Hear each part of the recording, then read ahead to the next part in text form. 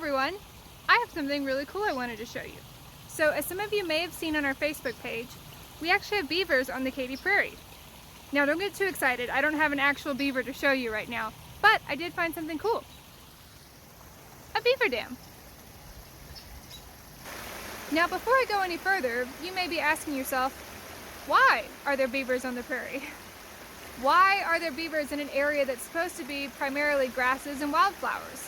Well, that may be what the majority of the prairie is, but in riparian areas, or areas surrounding a waterway, we do still typically have woody species. So if you think about the streams, or the creeks, or the rivers that pass through the prairie, those areas would naturally have more trees than the open lands would.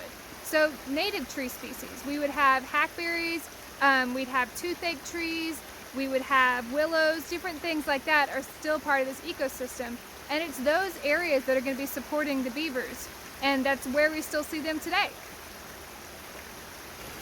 So a lot of times beavers can get a bad rap because the dams that they construct can lead to flooding in ditches, streams, and creeks. But the dams that they construct also have a lot of really important ecosystem services and benefit wildlife in the area. Alright, so when we look at this dam up close, it's actually accomplishing a few very important things. First off, it's slowing the water down.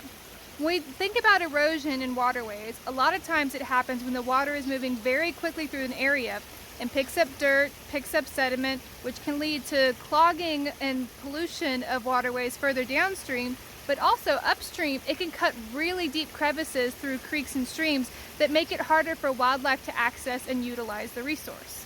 Here, this dam, it's made up of branches, mud, and vegetation that's come through the area. It's not stopping the water, but it's slowing it enough to catch that sediment and not let it all flow downstream.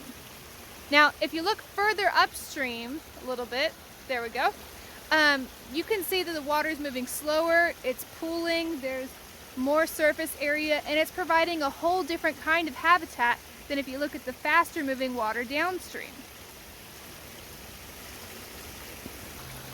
Now, obviously this is providing good habitat for beavers, that's why they constructed it, but it's going to provide a lot of habitat benefit to other wildlife in the area.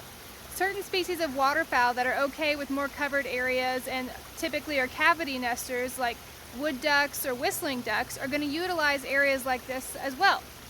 Additionally, if you think about if we were to stop having so much rain out here, the areas that hold more water now are going to be the areas that hold water the longest if we were to potentially enter a drought or just a period with less rain than we're currently getting.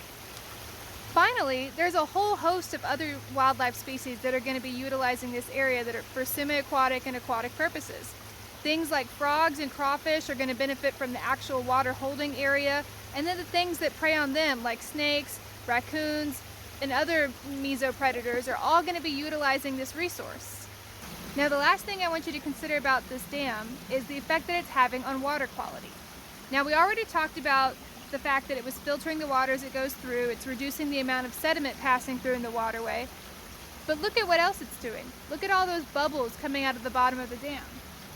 So as the water is passing over and through the dam, it's becoming more oxygenated. And if you've ever kept an aquarium, you know how important oxygenation is for an aquatic system.